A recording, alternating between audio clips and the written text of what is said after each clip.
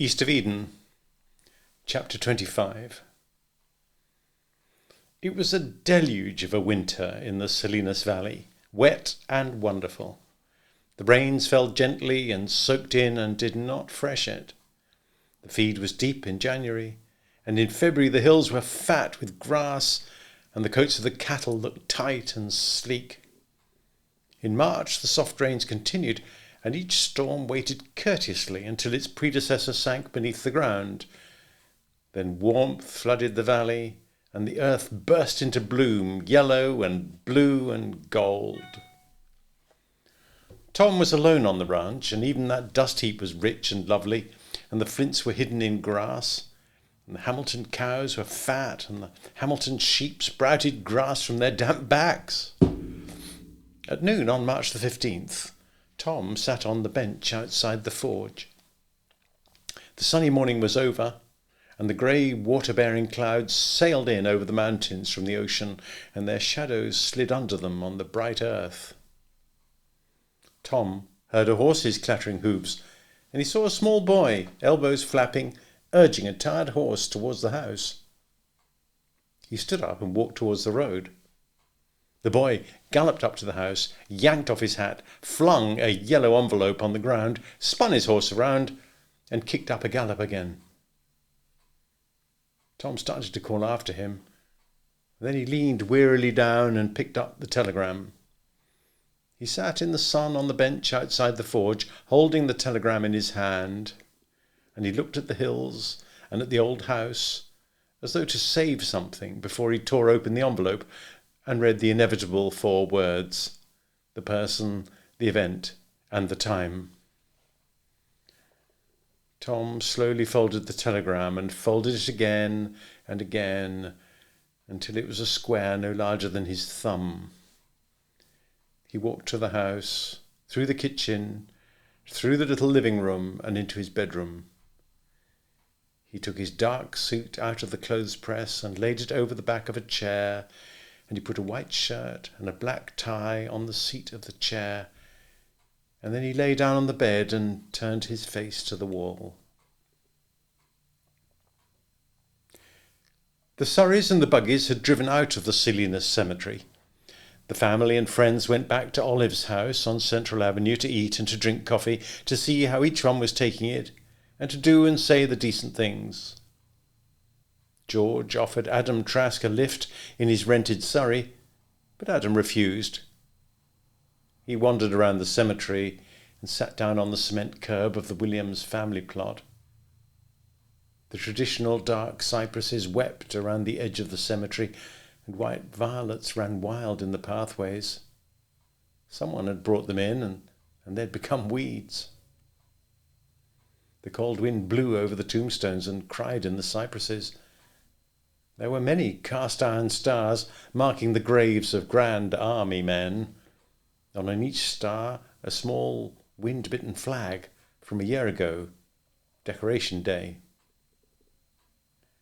Adam sat looking at the mountains to the east of Salinas, with the noble point of Fremont's Peak dominating.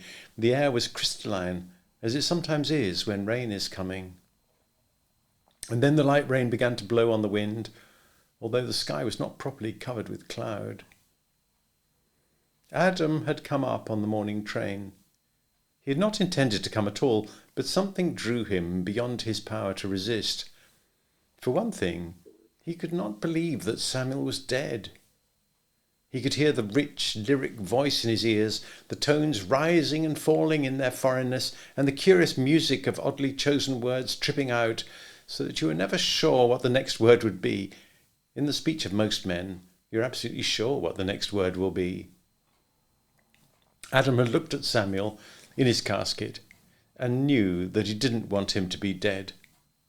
And since the face in the casket did not look like Samuel's face, Adam walked away to be by himself and to preserve the man alive. He had to go to the cemetery. Custom would have been outraged else. But he stood well back where he could not hear the words, and when the suns filled in the grave, he had walked away and strolled in the paths where the white violets grew. The cemetery was deserted, and the dark crooning of the wind bowed the heavy cypress trees. The rain droplets grew larger and drove stinging along. Adam stood up, shivered, and walked slowly over the white violets and past the new grave. The flowers had been laid evenly to cover the mound of new-turned damp earth, and although already the wind had frayed the blossoms and flung the smaller bouquets out into the path, Adam picked them up and laid them back on the mound. He walked out of the cemetery. The wind and rain were at his back, and he ignored the wetness that soaked through his black coat. Romy Lane was muddy with pools of water standing in the new wheel ruts, and the tall wild oats and mustard grew beside the road, with wild turnip forcing its boisterous way up and stickery beads of purple thistles rising above the green riot of wet spring. The black Dobie mud covered Adam's shoes, and he splashed the bottoms of his dark trousers. It was nearly a mile to the Monterey Road. Adam was dirty and soaking when he reached it and turned east into the town of Salinas. The water was standing in the curved brim of his derby hat, and his collar was wet and sagging. At John Street, the road angled and became Main Street. Adam stamped the mud off his shoes when he reached the pavement. The buildings cut the wind from him, and almost instantly he began to shake with a chill. He increased his speed. Near the other end of Main Street, he turned into the Abbott House bar. He ordered brandy, drank it quickly, and his shivering increased. Mr. Lapierre behind the bar saw the chill. "You'd better have another one," he said. "You'll get a bad cold. Would you like a hot rum? That'll knock it out of you." "Yes, I would," said Adam. "Well, here, you sip another cognac while I get some hot water." Adam took his glass to a table and sat uncomfortably in his wet clothes. Mr. Lapierre brought a steaming kettle from the kitchen. He put the squat glass on a tray and brought it to the table. "Drink it as hot as you can stand it," he said. "That'll shake the chill out of an aspen." He drew the chair up, sat down, then stood up. "You've made me cold," he said. "I'm going to have one myself." He brought his glass back to the table and sat across from Adam. "It's working," he said. "You're so pale, you scared me when you came in. You're a stranger?" "I'm from near King City," Adam said. "Come up for the funeral?" "Yes." He was an old friend. "Big funeral?" "Oh, yes." "I'm not surprised. He had lots of friends. Too bad it couldn't have been a nice day. You ought to have one more, then go to bed." "I will," said Adam. "It makes me comfortable and peaceful." "Well, that's worth something. Might have saved you from pneumonia, too." After he'd served another toddy, he brought a damp cloth from behind the bar. "You can wipe off some of that mud," he said. "A funeral isn't very gay, but when it gets rained on, that's really mournful." "It didn't rain till after," said Adam. "He was walking back, I got wet." "Why didn't you get a nice room right here? You get into bed and I'll send a toddy up to you. In the morning you'll be fine." "I think I'll do that," said Adam. He could feel the blood stinging his cheeks and running hotly in his arms, as though it was some foreign, warm fluid taking over his body. Then the warmth melted through into the cold, concealed box where he stored forbidden thoughts, and the thoughts came timidly up to the surface, like children who do not know whether they'll be received. Adam picked up the damp cloth and leaned down to sponge off the bottoms of his trousers. The blood pounded behind his eyes. "I might have one more toddy," he said. Mr. Lapierre said, "If it's for cold, you've had enough. But if you just want a drink, I've got some old Jamaica rum. I'd rather you'd have that straight. It's 50 years old. The water would kill the flavour." "I just want a drink," said Adam. "I'll have one with you. Haven't opened that jug in months. Not much call for it. This is a whiskey-drinking town." Adam wiped off his shoes and dropped the cloth on the floor. He took a drink of the dark rum and coughed. The heavy muscled drink wrapped its sweet aroma round his head and struck at the base of his nose like a blow. The rum seemed to tip sideways and then right itself. "Good, isn't it?" Mr. Lapierre asked. "But it can knock you over. I wouldn't have more than one, unless, of course, you want to get knocked over. Some do." Adam leaned his elbows on the table. He felt a garrulousness coming on him, and he was frightened at the impulse. His voice did not sound like his voice, and his words amazed him. "I don't get up here much," he said. "Do you know a place called Kate's?" "Jesus, that rum is better than I thought," Mr. Lapierre said, and he went on sternly. "You live on a ranch?" "Yes, got a place near King City. My name's Trask." "Glad to meet you. Married?" "No, not now." "Widower?" "Yes."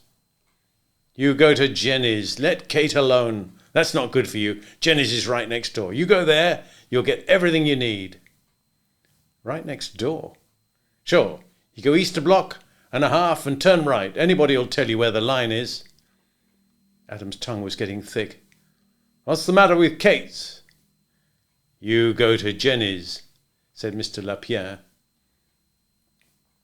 It was a dirty, gusty evening. Castroville Street was deep in sticky mud, and Chinatown was so flooded that its inhabitants had laid planks across the narrow street that separated their hutches. The clouds against the evening sky were the grey of rat, and the air was not damp but dank. I guess the difference is that dampness comes down, but dankness rises up out of rot and fermentation. The afternoon wind had dropped away and left the air raw and wounded. It was cold enough to shake out the curtains of rum hit Adam's head without restoring his timidity. He walked quickly down the unpaved sidewalks, his eyes on the ground, to avoid stepping in puddles.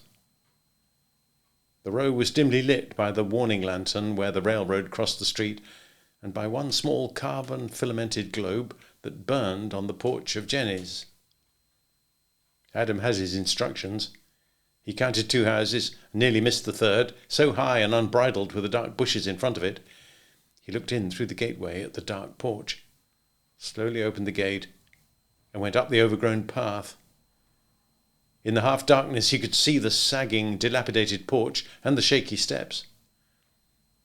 The paint had long disappeared from the clapboard walls, and no work had ever been done on the garden. If it had not been for the vein of light around the edges of the drawn shades, he would have passed on, thinking the house deserted.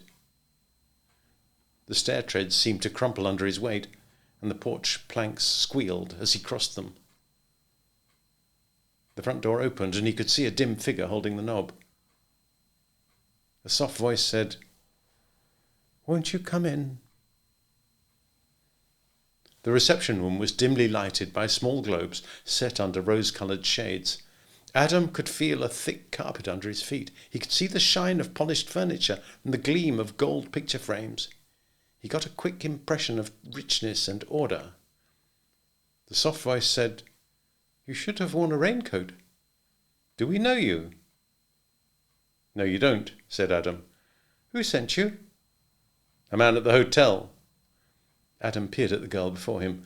She was dressed in black and wore no ornaments. Her face was sharp, pretty and sharp.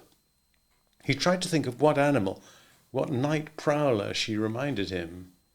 It was some secret and predatory animal. The girl said, "I'll move her nearer to a lamp if you like." "No." She laughed. "Sit down, over here. You did come here for something, didn't you? If you tell me what you want, I'll call the proper girl." The low voice had a precise power, and she picked her words as one picks flowers in a mixed garden, and took her time choosing. She made Adam seem clumsy to himself. He blurted out, "I want to see Kate." "Miss Kate is busy now. Does she expect you?" "No." "I can take care of you, you know." "I want to see Kate." "Can you tell me what you want to see her about?" "No."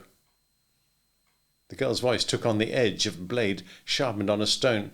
"You can't see her. She's busy. If you don't want a girl or something else, you'd better go away." "Well, will you tell her I'm here?" "Does she know you?" "I don't know." He felt his courage going. This was a remembered cold. "I don't know, but will you tell her that Adam Trask would like to see her? She'll know then whether I know her or not." "I see. Well, I'll tell her." She moved silently to a door on the right and opened it. Adam heard a few muffled words, and a man looked through the door. The girl left the door open so that Adam would know he was not alone. On one side of the room a heavy dark portiere hung over a doorway. The girl parted the deep folds and disappeared. Adam sat back in his chair. Out of the side of his eyes he saw the man's head thrust in and then withdrawn. Kate's private room was comfort and efficiency. It did not look at all like the room where Fay had lived. The walls were clad in saffron silk and the drapes were apple green. It was a silken room, deep chairs with silk upholstered cushions, lamps with silken shades, a broad bed at the far end of the room with a gleaming white satin cover on which were piled gigantic pillows. There was no picture on the wall, no photograph or personal thing of any kind. A dressing table near the bed had no bottle or vial on its ebony top, and its sheen was reflected in triple mirrors. The rug was old and deep and Chinese, an apple-green dragon on saffron.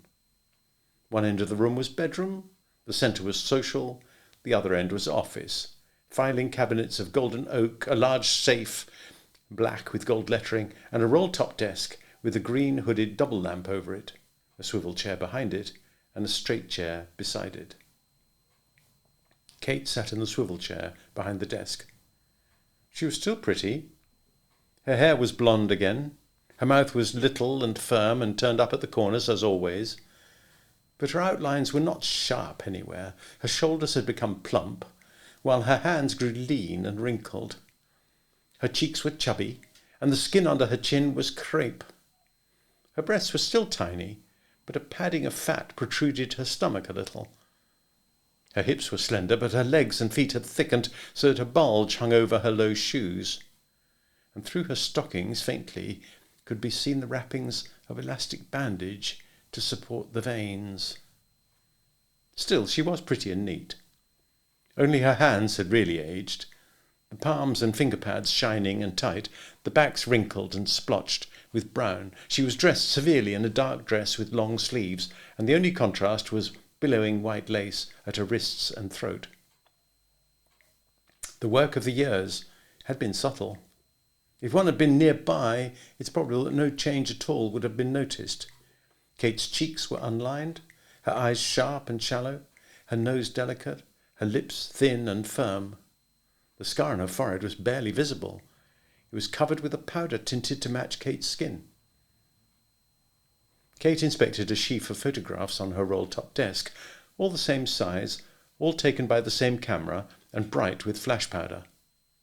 And although the characters were different in each picture, there was a dreary similarity about their postures. The faces of the women were never toward the camera. Kate arranged the pictures in 4 piles and slipped each pile into a heavy manila envelope. When the knock came on her door, she put the envelopes in a pigeonhole of her desk. "Come in. Oh, come in, Eva. Is he here?" The girl came back to the desk before she replied. In the increased light, her face showed tight and her eyes were shiny. "It's a new one, a stranger. He says he wants to see you." "Well, he can't, Eva. You know who's coming?" "I told him you couldn't see him. He said he thought he knew you." "Well, who is he, Eva?" "He's a big gangly man, a little bit drunk. He says his name is Adam Trask." Although Kate made no movement or sound, Eva knew something had struck home. The fingers of Kate's right hand slowly curled around the palm, while the left hand crept like a lean cat toward the edge of the desk. Kate sat still as though she held her breath. Eva was jittery. Her mind went to the box in her dresser drawer where her hypodermic needle lay. Kate said at last, "Sit over there in that big chair, Eva. Just sit still a minute." When the girl did not move, Kate whipped one word at her, "Sit!" Eva cringed and went to the big chair. "Don't pick your nails," said Kate. Eva's hands separated and each one clung to an arm of the chair. Kate stared straight ahead at the green glass shades of her desk lamp. Then she moved so suddenly that Eva jumped and her lips quivered. Kate opened the desk drawer and took out a folded paper. "Here, go to your room and fix yourself up. Don't take it all. No, I won't trust you." Kate tapped the paper, tore it in two. A little white powder spilled before she folded the ends and passed one to Eva. Now hurry up. When you come downstairs, tell Ralph I want him in the hall, close enough to hear the bell, but not the voices. Watch him to see he doesn't creep up. If he hears the bell, tell him to do it his own way. After that, bring Mr. Adam Trask to me. Will you be all right, Miss Kate? Kate looked at her until she turned away. Kate called after her, You can have the other half as soon as he goes. Now hurry up. After the door had closed, Kate opened the right-hand drawer of her desk and took out a revolver with a short barrel.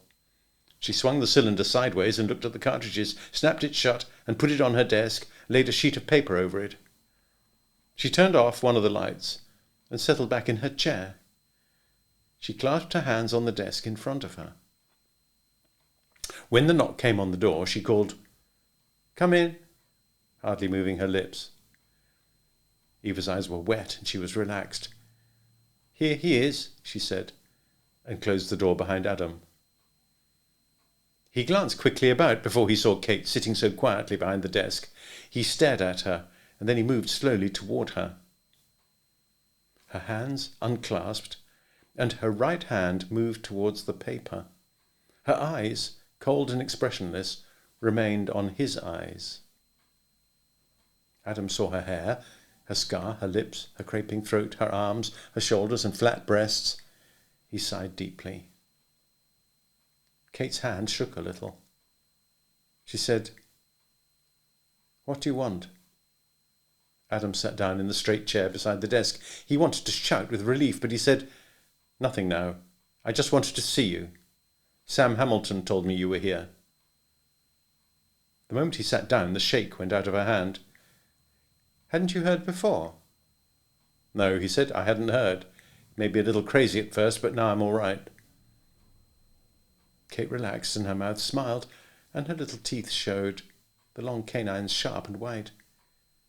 She said, You frightened me. Why? Well, I didn't know what you'd do. Neither did I, said Adam, and he continued to stare at her as though she were not alive. I expected you for a long time, and when you didn't come, I guess I forgot you. I didn't forget you, he said, but now I can. What do you mean? He laughed pleasantly. Now I see you, I mean. I guess it was Samuel said I'd never seen you. And it's true, I remember your face, but I'd never seen it. Now I can forget it. Her lips closed and straightened, and her wide-set eyes narrowed with cruelty. You think you can? I know I can. She changed her manner. Maybe you won't have to, she said. If you feel all right about everything, maybe we could get together. I don't think so, said Adam. You were such a fool, she said, like a child. You didn't know what things to do with yourself. I can teach you now. You seem to be a man. You have taught me, he said. It was a pretty sharp lesson. Would you like a drink? Yes, he said. I can smell your breath. You've been drinking rum. She got up and went to a cabinet for a bottle and 2 glasses, and when she turned back she noticed that he was looking at her fattened ankles. Her quick rage did not change the little smile on her lips. She carried the bottle to the round table in the middle of the room and filled the 2 small glasses with rum. Come, sit over here, she said. It's more comfortable. As he moved to a big chair, she saw that his eyes were on her protruding stomach. She handed him a glass, sat down, and folded her hands across her middle. He sat holding his glass, and she said, Drink it. It's very good rum. He smiled at her, a smile she had never seen. She said, When Eva told me you were here, I thought at first I would have you thrown out. I would have come back, he said. I had to see you. Not that I mistrusted Samuel, but just to prove it to myself. Drink your rum, she said. He glanced at her glass. You don't think I'd poison you? She stopped and was angry that she'd said it. Smiling, he still gazed at her glass. Her anger came through to her face. She picked up a glass and touched her lips to it. Liquor makes me sick, she said. I never drink it. It poisons me. She shut her mouth tight and her sharp teeth bit down on her lower lip. Adam continued to smile at her. Her rage was rising beyond her control. She tossed the rum down her throat and coughed, and her eyes watered, and she wiped her tears away with the back of her hand. "You don't trust me very much," she said. "No, I don't." He raised his glass and drank his rum, then got up and filled both glasses. "I will not drink any more," she said in panic. "You don't have to," Adam said. "I'll just finish this and go along." The biting alcohol burned in her throat, and she felt the stirring in her that frightened her. "I'm not afraid of you or anyone else," she said, and she drank off her second glass. "You haven't any reason to be afraid of me," said Adam. "You can forget me now, but you said you had already." He felt gloriously warm and safe, better than he had for many years. "I came up to Sam Hamilton's funeral," he said. "That was a fine man. I'll miss him. Do you remember, Kathy? He helped you with the twins." In Kate, the liquor raged. She fought, and the strain of the fight showed on her face. "What's the matter?" Adam asked. "I told you it poisoned me. I told you it made me sick." "I couldn't take the chance," he calmly said. "You shot me once. I don't know what else you've done."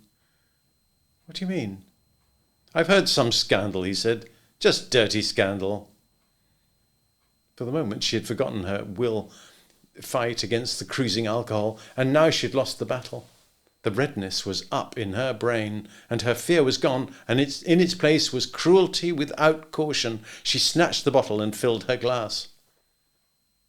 Adam had to get up to pour his own. A feeling completely foreign to him had arisen. He was enjoying what he saw in her. He liked to see her struggling. He felt good about punishing her, but he was also watchful. "Now, I must be careful," he told himself. "Don't talk. Don't talk." He said aloud, "Sam Hamilton has been a good friend to me all the years. I'll miss him." She had spilled some rum, and it moistened the corners of her mouth. "I hated him," she said. "I would have killed him if I could." "Why? He was kind to us." He looked into me." "Why not?" "He looked into me too, and he helped me." "I hate him," she said. "I'm glad he's dead." "Might have been good if I'd looked into you," Adam said.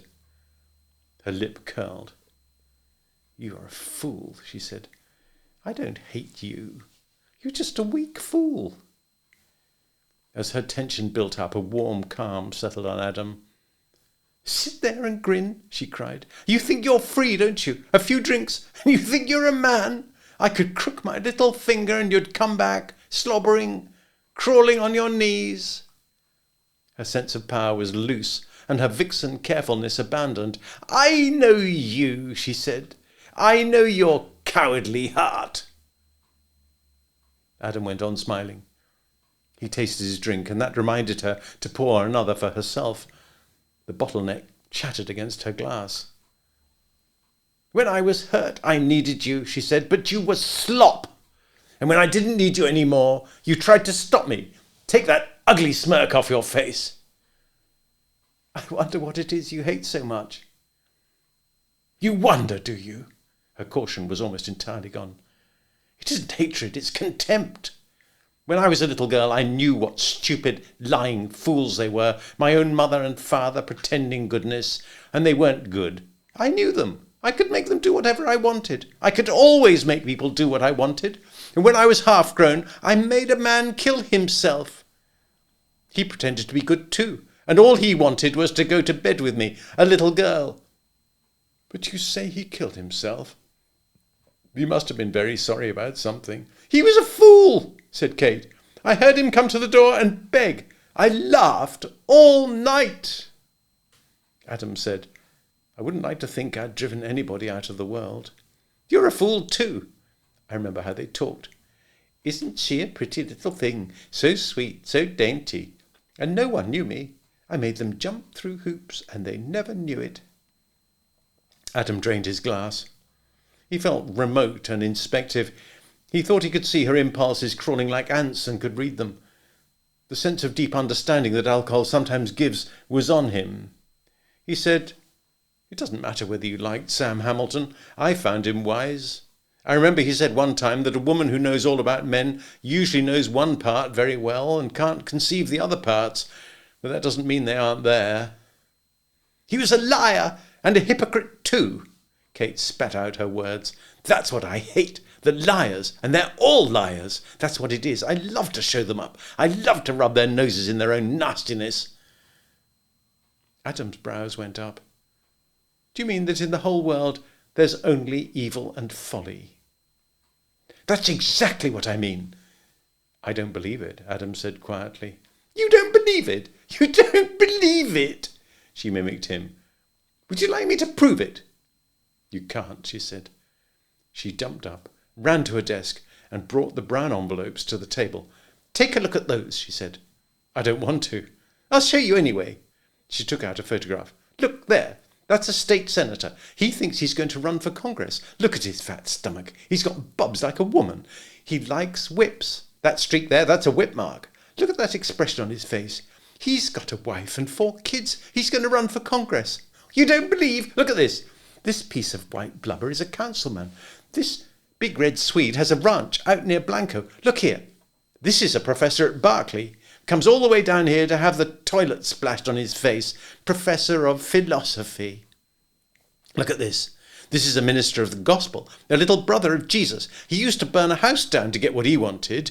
We give it to him now another way. See that lighted match under his skinny flank? I don't want to see these, said Adam. Well, you have seen them, and you don't believe it. I'll have you begging to get in here. I'll have you screaming at the moon. She tried to force her will on him, and she saw that he was detached and free. Her rage congealed to poison. No one has ever escaped, she said softly. Her eyes were flat and cold, but her fingernails were tearing at the upholstery of the chair, ripping and fraying the silk. Adam sighed. If I had those pictures and those men knew it, I wouldn't think my life was very safe, he said. I guess one of those pictures could destroy a man's whole life. Aren't you in danger? Do you think I'm a child? She asked. Not any more, said Adam. I'm beginning to think you're a twisted human, or no human at all. She smiled. Maybe you struck it, she said. Do you think I want to be human? Look at those pictures. I'd rather be a dog than a human. But I'm not a dog. I'm smarter than humans. Nobody can hurt me. Don't worry about danger. She waved at the filing cabinets. I have 100 beautiful pictures in there, and those men know that if anything should happen to me, anything, 100 letters, each one with a picture, will be dropped in the mail, and each letter will go where it will do the most harm. They won't hurt me. Adam asked, but suppose you had an accident, or maybe a disease? That wouldn't make any difference, she said. She leaned closer to him. I'm going to tell you a secret. None of those men knows. In a few years I'll be going away, and when I do, those envelopes will be dropped in the mail anyway. She leaned back in her chair, laughing. Adam shivered. He looked closely at her. Her face and her laughter were childlike and innocent. He got up and poured himself another drink, a short drink. The bottle was nearly empty. I know what you hate. You hate something in them you can't understand. You don't hate their evil. You hate the good in them that you can't get at. I wonder what you want. What final thing? I'll have all the money I need, she said. I'll go to New York and I won't be old. I'm not old. I'll buy a nice house in a nice neighborhood, and I'll have nice servants.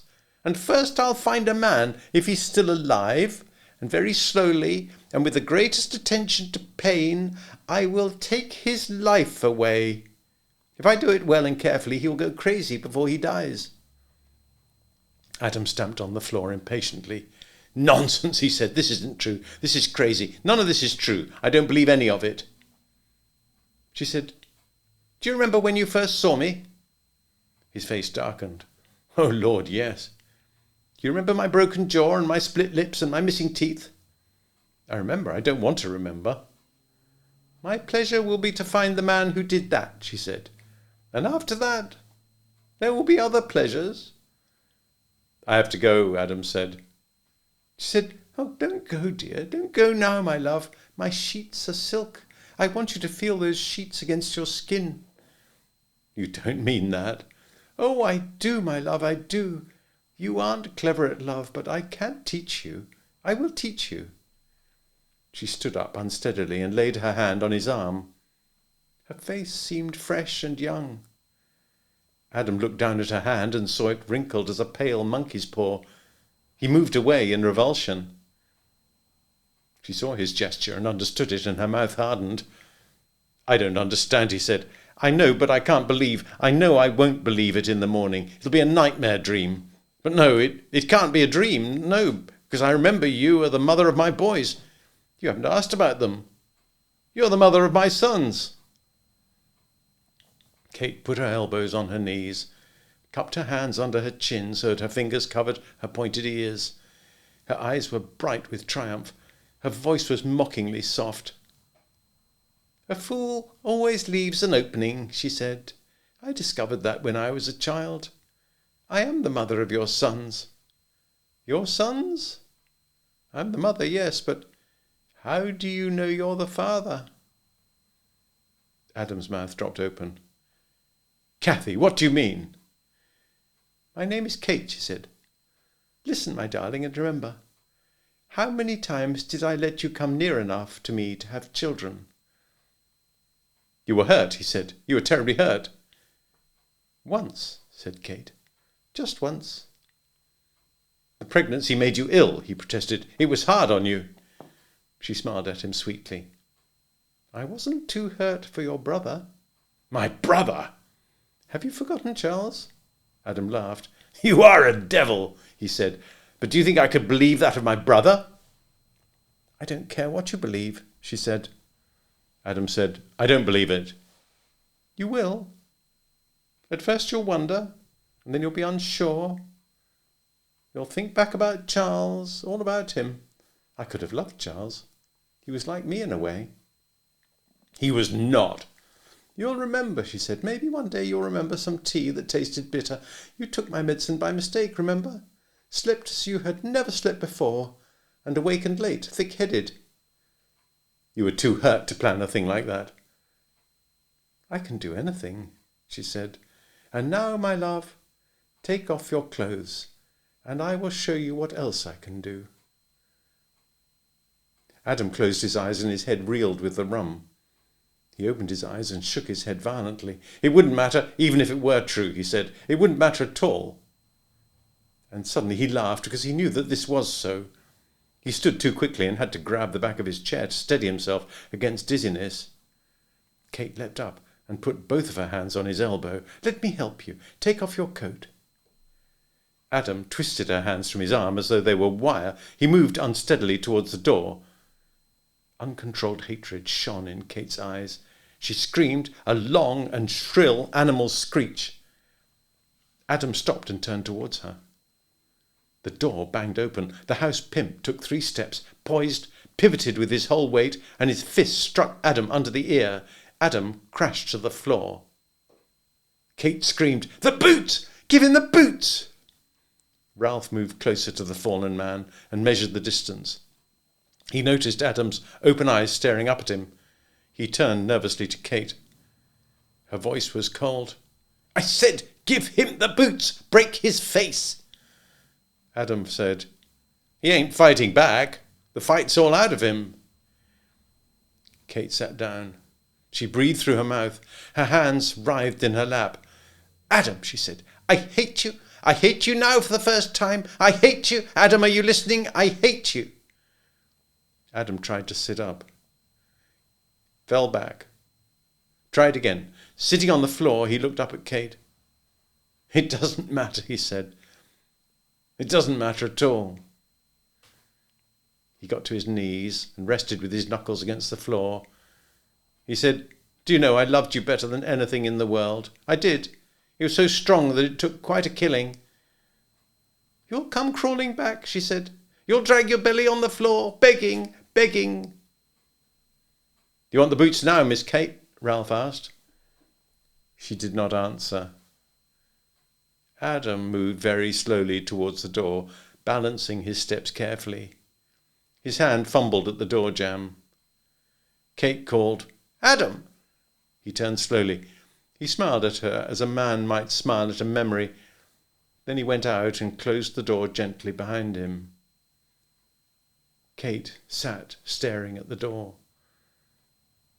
Her eyes were desolate.